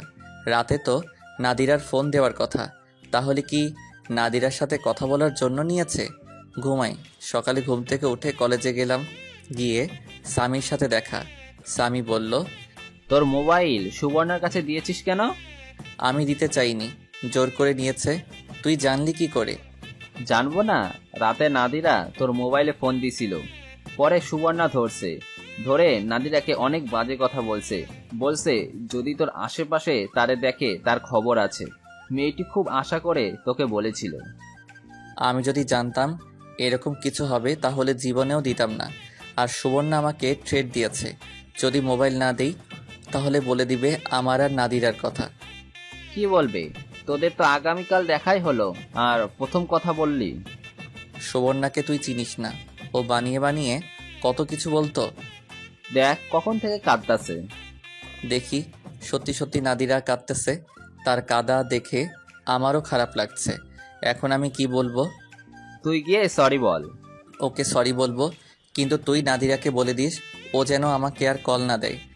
ওকে বলে দিব, তুই এখন গিয়ে সরি বল। আমি গিয়ে নাদিরার কাছে সরি বললাম। সুবর্ণা কাজটা কি করলো?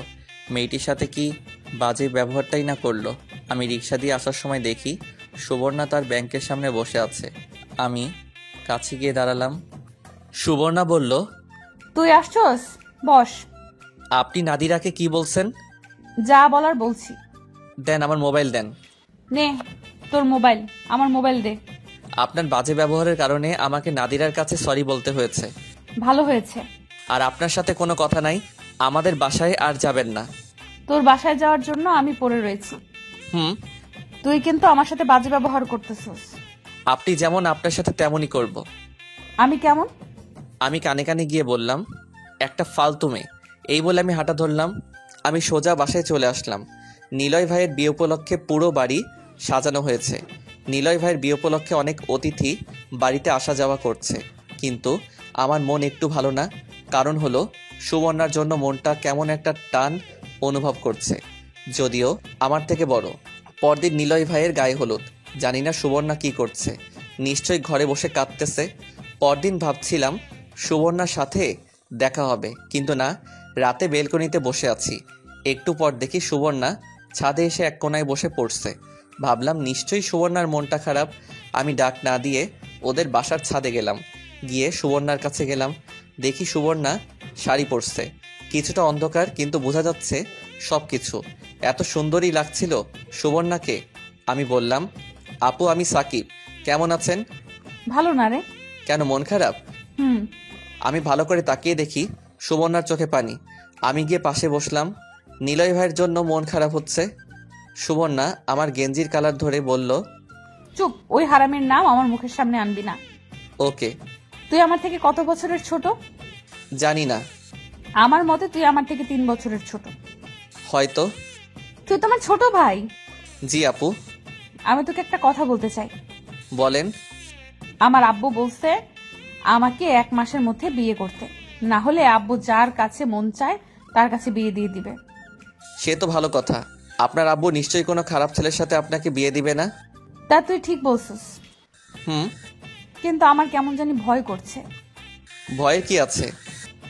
জানি না। আমাকে তোর কেমন লাগে? ভালো লাগে, কিন্তু। কিন্তু কি?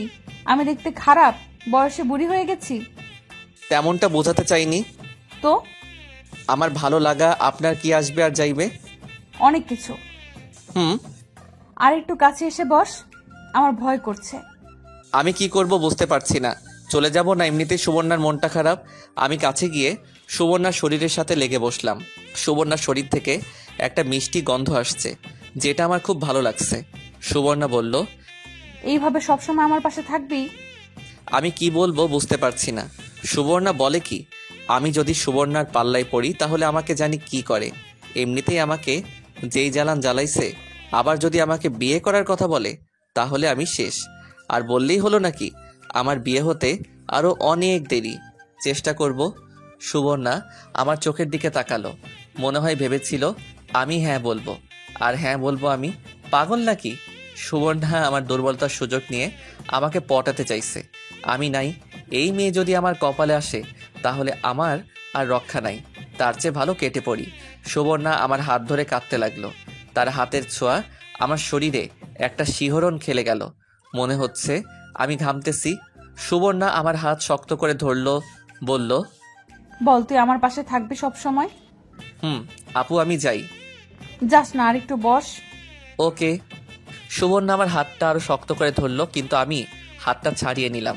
বললাম, আপু আমাকে যেতে হবে। বল তুই নিলয়ের বিয়েতে যাবি না? ওকে, যাব না। আমার মনটা একটু ভালো না, চল না আগামীকাল কোথাও ঘুরতে যাই। না, মোটেও না। কেন? আপনার সাথে কোথাও না কোথাও গেলে একটা সমস্যা হবেই। যা, তুই যেখানে বলবি সেখানেই যাব। আমি যেখানে বলবো সেখানে। তারপরেও আমি আপনার সাথে কোথাও যেতে পারবো না। কেন? যদি কিছু হয়ে যায়। আরে কিছু হবে না, আমি আছি না। কোথায় যাব? আমার যাওয়ার মতো কোনো জায়গা নেই। তাহলে আমার সাথে চল। কোথায়? যে কোনো জায়গা, তুই শুধু আমার সাথে আসবি। ওকে, তাহলে আমি যাই। ওকে যা, চুপচাপ ঘরে বসে শুয়ে থাক, ঘর থেকে বের হবি না। না, ঘর থেকে বের হতেই হবে। কেন? একটা সিগারেট খেতে হবে। এখন চল আমার সাথে। ওকে, চলেন। আমি আর সুবর্ণা বাড়ি থেকে বের হয়ে মোড়ের দোকান পর্যন্ত পাশাপাশি হেঁটে গেলাম। গিয়ে একটা সিগারেট নিলাম। ধরিয়ে রাস্তার এক আড়ালে গিয়ে আমি সিগারেট টানতেছি। সুবর্ণা আমার পাশে এসে দাঁড়ালো, বলল, দে সিগারেট খাবো আমি। না, আপনি না ছেড়ে দিয়েছেন। এখন মন চাচ্ছে। মন চাইলে খাওয়া লাগবে। দে। আমি সিগারেট দিলাম। সে 2 টান দিয়ে আমাকে দিয়ে দিল। আমি সিগারেট শেষ করে বললাম, চলেন বাড়ি যাই। দাঁড়া। এই বলে আমার হাত ধরে টান দিয়ে একেবারে নিজের কাছে নিয়ে নিজের গোলাপি ঠোঁট 2টা আমার ঠোঁটে লাগিয়ে দিল। ছাড়তেছে না। 30 সেকেন্ড পরে ছাড়লো। এমন পরিস্থিতিতে আমি কি করব কিছুই বুঝতে পারছি না। সুবর্ণা এটা কি করলো, আমি এটা মেনে নিতে পারছি না। আমি বললাম, এটা কি করলেন? পাগল নাকি? পাগল হতে যাব কেন? তো এটা কি করলেন? যাতে তোর উপর কেউ অধিকার খাটাতে না আসে, সেজন্য আমি সেই অধিকার নিয়ে নিলাম। বললেই হলো। আমার মাথা গরম হয়ে যাচ্ছে। সুবর্ণার এমন কাজ আমি কোনোভাবেই মেনে নিতে পারছি না। বড় বলে সম্মান করি, কিন্তু তাই বলে এমন কাজ করবে? আমার মাথা গরম হলে কি জানি কি বলে ফেলি, তার কোনো ঠিক ঠিকানা থাকে না। তো চুপ, একদম চুপ। লুচ্চা মেয়ে, নিলয় ভাই আপনাকে খেয়ে ছেড়ে দিয়েছে। দেখছি না ছাদের মধ্যে আপনাদের কীর্তিকলাপ। বয়স্ক বুড়ি মেয়ে এখন আসছে আমার উপর অধিকার খাটাতে। আপনাদের মতো বেহায়া মেয়েদের আমি 2 চোখে দেখতে পারি না। আমার দুর্বলতার সুযোগ নিয়ে আপনি এমন কাজ কি করে করতে পারলেন? যত সব ফালতু মেয়ে, আর জীবনেও আমার ধারে কাছে আসবেন না। কি? আমি লুচ্চা মেয়ে, বয়স্ক বুড়ি? নিলয় আমাকে খেয়ে দিছে? ছি ছি সাকিব, ছি। তোকে আমি ভালো ভাবছিলাম। আপনি তো সবাইকে ভালো ভাবেন, নিলয় ভাইকে ভালো ভাবছিলেন না?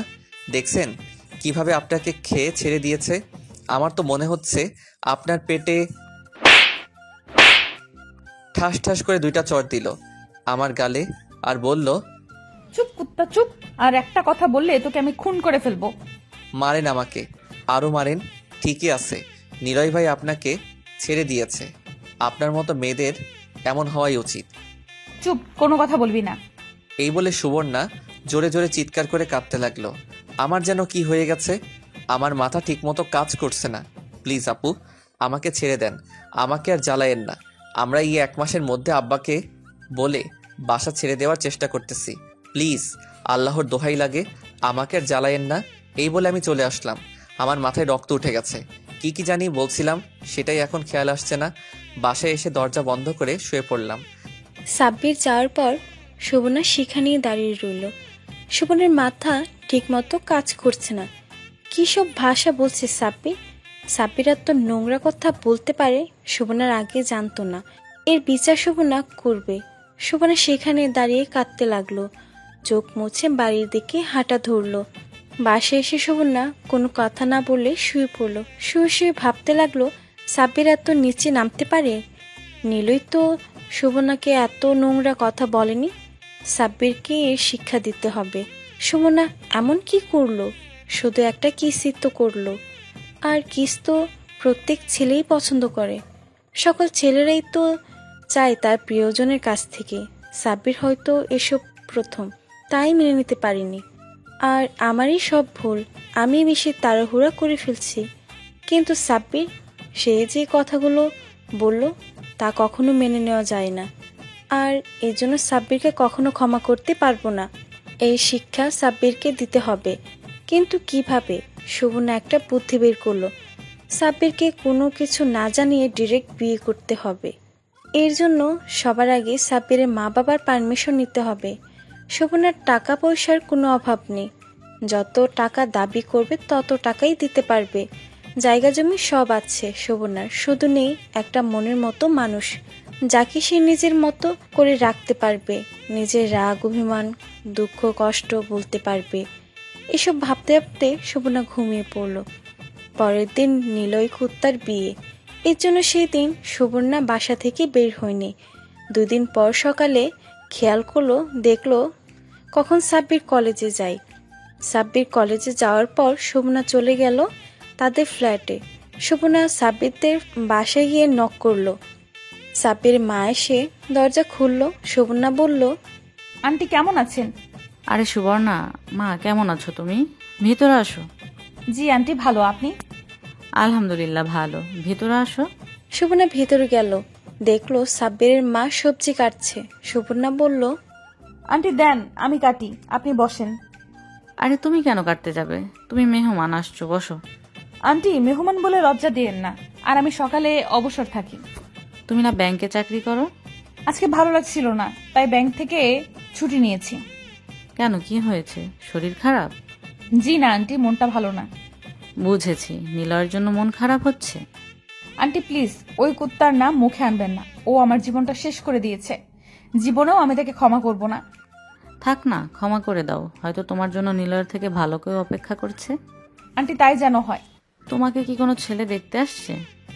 এক সময় অনেক প্রস্তাব আসতো, কিন্তু নিলয়ের জন্য সবাইকে না করে দিয়েছি। এখন যেহেতু বয়স বেশি হয়ে গেছে, তাই কেউ আর দেখতে আসছে না, কারণ সবাই চায় কম বয়সী মেয়ে বিয়ে করতে। এখন তুমি কি করবা? এভাবেই সারা জীবন পড়ে থাকবা? না আব্বা, আমাকে 1 মাসের সময় দিয়েছে নিজের পছন্দের ছেলে খুঁজে বের করতে। 1 মাস পরে আব্বার পছন্দে আমাকে বিয়ে করতে হবে। আরে মন খারাপ করার কি আছে? দেখো, আল্লাহ তোমাকে উত্তম সঙ্গী দান করবেন। তাই যেন হয়। সবজি কেটে সাব্বিরের মা রান্নার কাজে হেল্প করলো সুবর্ণা। দুপুরের দিকে সুবর্ণা বাসায় এসে আসলো। পরের দিন ব্যাংক থেকে এসে বিকালের দিকে আবার সাব্বিরদের বাসায় গেল সুবর্ণা। গিয়ে দরজায় নক করলো, দেখে সাব্বির এসে দরজা খুললো। অনেকটা অবাক হয়ে সাব্বির বলল, আপনি এখানে কেন আসছেন? কেন? আমি তোর কাছে আসছি? আমি আসছি তোর মার কাছে। আমার মার সাথে কি কাজ আমাকে বলেন। সেসব জেনে তোর কি লাভ? সর সামনে থেকে। আবার কি প্যাঁচ লাগাতে আসছেন? সরবি নাকি তোর মাকে ডাক দিব? মা অসুস্থ, কথা বলতে পারবে না, এখন চলে যান। সর বলতেছি। না। এই বলে সুবর্ণা সাব্বিরকে ধাক্কা দিয়ে ঘরে ঢুকলো। সাব্বিরের মুখের দিকে তাকিয়ে একটা ভেংসি মারলো। সাব্বির মার কাছে চলে আসলো। সাব্বির সেখানে ঠায় দাঁড়িয়ে রইল। সুবর্ণা সাব্বিরের মাকে ডাক দিল, আন্টি আপনার বলে শরীর ভালো না? সুবর্ণা মা, তুমি আসছো? গতকাল রাত থেকে শরীরটা ভালো যাচ্ছে না। কি হয়েছে? মনে হয় জ্বর আসছে। সুবর্ণা সাব্বিরের মার কপাল ধরে তাপমাত্রা চেক করতে লাগলো। আপনার তো অনেক জ্বর, ওষুধ খেয়েছেন? না, সাকিবের আব্বা আসার সময় নিয়ে আসবে। আঙ্কেল কখন আসবেন? রাতে। এতক্ষণ অপেক্ষা করবেন? দাঁড়ান, আমি সাকিবকে পাঠাচ্ছি ওষুধ আনতে। তুমি কেন শুধু শুধু কষ্ট করতে যাবে? আন্টি এখন ওষুধ না খেলে জ্বর আরো বাড়বে। এই বলে সুবর্ণা সাব্বিরের রুমে আসলো। এসে সাব্বিরের রুমে টোকা দিয়ে ভেতরে ঢুকে পড়লো। আসবো দেখি সাব্বির ট্রাউজার আর গেঞ্জি পরে রেডি হচ্ছে। সুবর্ণাকে দেখে চুপচাপ দাঁড়িয়ে পড়লো। বলল, আপনি এখানে কেন? কোথায় যাওয়া হচ্ছে? ফুটবল খেলবো। কোথায়? ওই সামনে একটা মাঠ আছে না, ওইখানে আমার বন্ধু সামিদের সাথে। ওইখানের পোলাপান কিন্তু ভালো না। সেই চিন্তা আপনাকে করতে হবে না। আর আপনি আমাদের বাসায় কি করেন? আপনার মতলব তো ভালো ঠেকছে না। তোর মার শরীরে অনেক জ্বর, আমি কয়টা ওষুধের নাম বলছি, ওই ওষুধগুলো কিনে দিয়ে যা। বলেন, নাম বলেন। শোভনা ওষুধের নাম বলল, সাব্বির সেগুলো নোট করলো মোবাইলে। শোভনা বলল, আর আসার সময় একটা স্যুপ নিয়ে আসিস। মরিয়ম কোথায়? মনে হয় ছাদে গিয়েছে খেলতে। ওকে যা, এই ওষুধগুলো নিয়ে আস, এইগুলো দিয়ে তারপর খেলতে যা। ওকে। এই বলে সাব্বির চলে গেল। কিছুক্ষণ পর ওষুধ আর স্যুপ নিয়ে আসলো সাব্বির। সাব্বির বলল, আপনি এত ভালো হলেন কবে? আমার তো বিশ্বাস হচ্ছে না। নিশ্চয়ই আপনার কোনো কুমতলব আছে। আমি তো সব সময় ভালোই ছিলাম, তুই শুধু আমাকে বুঝলি না। তুই না বলে খেলতে যাবি, যা। পারলে মরিয়মকে ডাক দিয়ে যা। এই বলে সাব্বির দরজা লাগিয়ে দিল। শোভনা প্রথমে স্যুপটা রান্না করলো, রান্না করে সাব্বিরের মাকে খাইয়ে দিল, তারপর ওষুধ খাওয়ালো। শোভনা বলল, আজ যদি আপনার ছেলের বউ থাকতো তাহলে আপনার এত কষ্ট করতে হতো না। তা তুমি ঠিক বলেছ মা, কিন্তু এই বলদের কে বিয়ে করবে? পরীক্ষার রেজাল্টও ভালো না, না পাবে কোনো চাকরি। হ্যারে নিয়ে খুব টেনশনে আছি। হ্যারে কত বলি ভালো করে পড়াশোনা করতে, কিন্তু কে শুনে কার কথা? বিয়ে করলে সব ঠিক হয়ে যাবে। কিন্তু হ্যারে কে বিয়ে করবো? চাকরি নিয়ে টেনশন করতে হবে না, আমার ব্যাংকের কোনো এক পোস্টে তারে ঢুকিয়ে দেব, সমস্যা নেই। ওকে মা, সেটা পরে দেখা যাবে। এখন শরীরটা কেমন লাগছে? আগের থেকে অনেক ভালো। আন্টি তাহলে আমি যাই? বসো, আর একটু পরে যাও। ওকে। মা, তোমাদের ব্যাংক থেকে কি লোন নেওয়া যায়? লোন নিয়ে কি করবেন? তোমার আঙ্কেল একটা ফ্ল্যাট কেনার চিন্তা করছে। এভাবে আর কত অন্যের বাসায় ভাড়া থাকবো, তাই একটা ফ্ল্যাট কেনার চিন্তা ভাবনা করছে। কিন্তু ফ্ল্যাট কিনতে যে টাকা লাগে তা এখন তোমার আঙ্কেলের কাছে নাই। 10 লক্ষ টাকার মতো শর্ট পড়ে। এখন তোমার আঙ্কেল ভাবতেছে ব্যাংক থেকে টাকা লোন নেবে।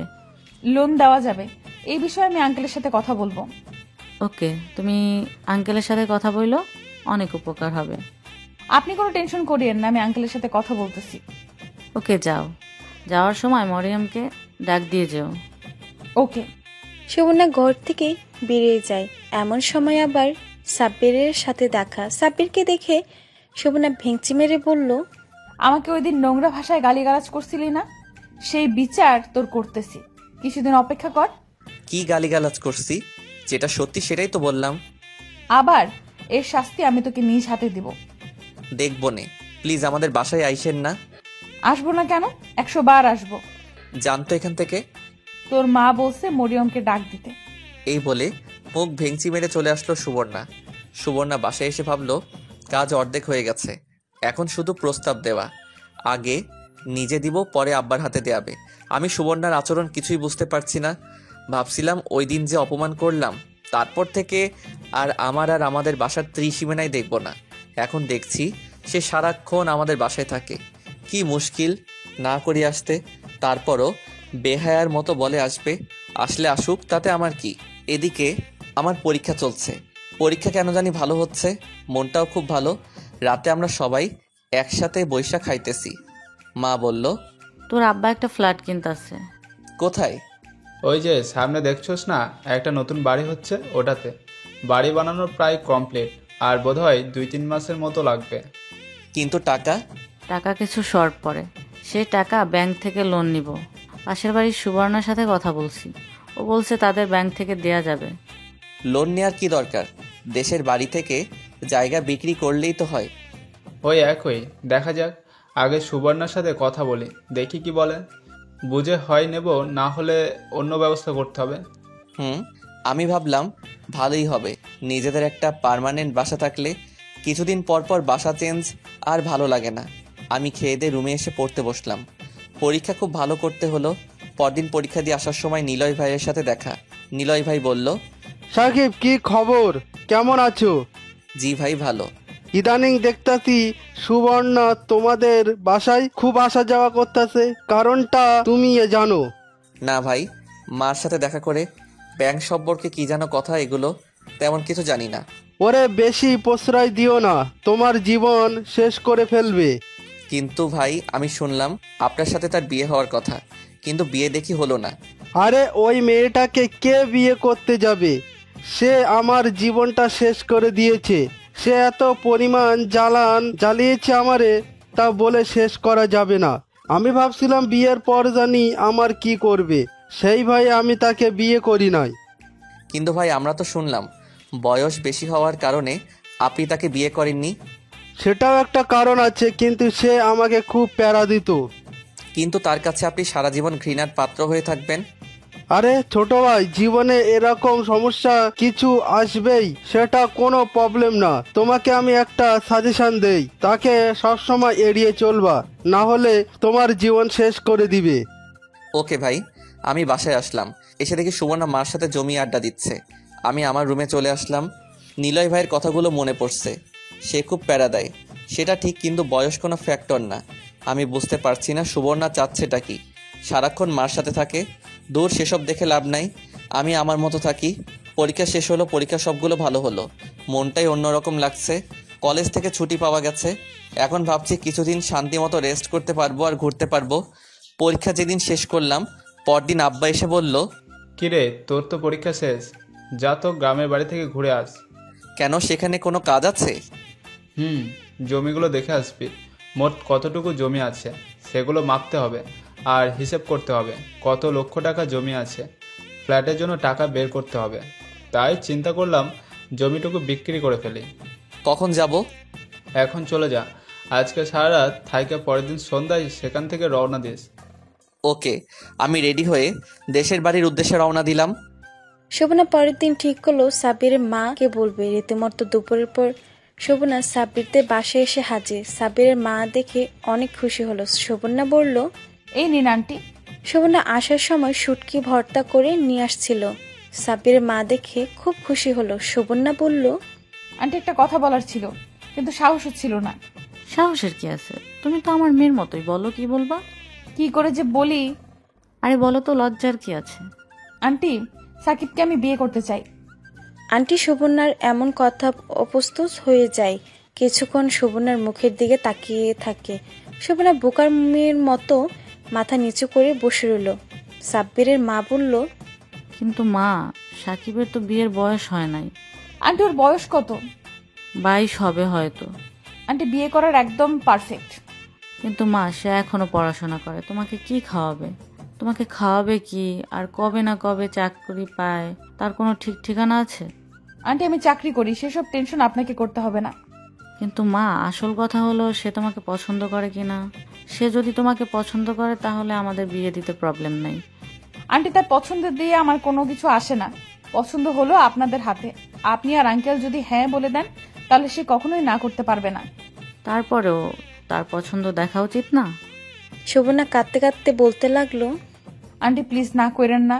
আব্বা কার কাছে জানি বিয়ে দেয়, তার কোনো ঠিক ঠিকানা নাই। এমনও হতে পারে আমার সারা জীবন কুমারী হয়ে থাকতে হবে। প্লিজ আন্টি, না করেন না। শোভনার চোখের পানি দেখে সাব্বিরের মা এসে শোভনাকে জড়িয়ে ধরল। শোভনা সাব্বিরের মাকে জড়িয়ে ধরে আরো জোরে জোরে কাঁদতে লাগলো।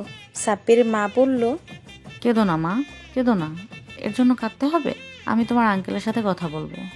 শোভনার চোখের পানি মুছে বলল, প্লিজ আন্টি, না করেন না। আপনি তো আমার মায়ের মতো। আপনি কি আপনার মেয়ের এমন কষ্ট সহ্য করতে পারতেন? সুবর্ণা, আমি তো বলছি তোমার আঙ্কেলের সাথে কথা বলবো, আর সাকিবকে জিজ্ঞেস করি তার কি মত। প্লিজ আন্টি, সাকিবকে এই সম্পর্কে কিছু বলবেন না। কেন? আমি তাকে সারপ্রাইজ দিতে চাই। আমি এটা করতে পারবো। সে তোমাকে বিয়ে করবে, তার মত অবশ্যই থাকতে হবে। না আন্টি, তাকে প্লিজ বলবেন না। আপনি আর আঙ্কেল রাজি থাকলেই হবে। ওকে, তোমার আঙ্কেলকে জিজ্ঞাসা করে দেখি। আন্টি প্লিজ না করেন না। আন্টি, আপনার পায়ে পড়ি। আরে কি করছো? ওকে, তুমি আগামীকাল তোমার বাবা আর মাকে নিয়ে আমাদের বাসায় এসো। ওকে, তাহলে আন্টি আমি এখন যাই। ওকে। শোভনার খুশি ধরে না। সাব্বিরের মা ম্যানেজ করে ফেলেছে।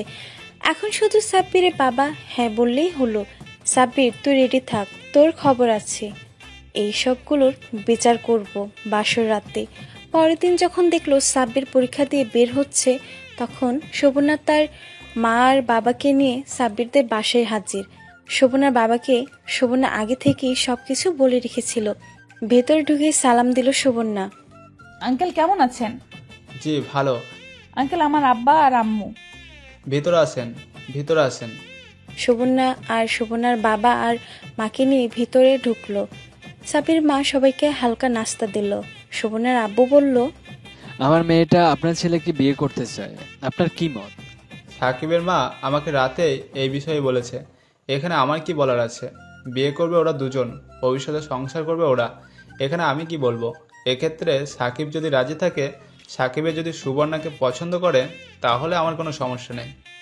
কিন্তু সুবর্ণা চাচ্ছে সাকিবকে না বলে বিষয়টা শেষ করতে। না, আমি সাকিবের মত না নিয়ে কোনো কিছু সিদ্ধান্ত নিতে পারবো না। পরে কোনো সমস্যা হলে সাকিব দুষবে আমাদের। আরে থাক না, সমস্যা হবে কেন? সুবর্ণা মা তো খুব ভালো একটা মেয়ে। ভালো মেয়ে সেটা তো জানি, এই সমাজ তার মতো ভালো মেয়ে পাওয়া মুশকিল। কিন্তু সাকিবের তো একটা মত প্রকাশের স্বাধীনতা আছে, তাকে অবশ্যই বলতে হবে। আপনি বললে সাকিব কখনোই না করতে পারবে না। জানি না করতে পারবে না, হেলে তো জিজ্ঞেস করতে হবে। সুবর্ণা হাসতেছে। সাব্বির আব্বা রাজি হচ্ছে না। সুবর্ণা সাব্বিরের আব্বার পায়ে ধরে কাঁদতে কাঁদতে বলতে লাগে, আঙ্কেল প্লিজ এমন করেন না, আমার মতো অভাগা মেয়েকে আপনি ফিরিয়ে দিয়েন না প্লিজ আঙ্কেল। আমি সব সময় তার বাধ্য হয়ে থাকবো, তাকে কখনো কষ্ট দিব না। সে যা বলবে তাই করব, প্লিজ আঙ্কেল আমাকে ফিরিয়ে দিয়েন না।